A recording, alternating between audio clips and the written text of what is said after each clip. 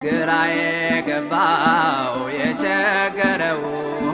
ድንግልን ይጥራት እንድትረዳው ሳዝን ስተክዝ የምታጽናና እናት አለችኝ ርሪተ ልቦና እናቴም ቤቴ ብዬ ስጠራሽ ከመከራ ሁሉ ታወጭኛለሽ ስድቤን አርቀሽ ነውሬን ሸፈንሽው እማምላክ ባንቺ መቼም አላፍርም ስምሽን ጠርቼ እጽናናለሁ ሐዘኔ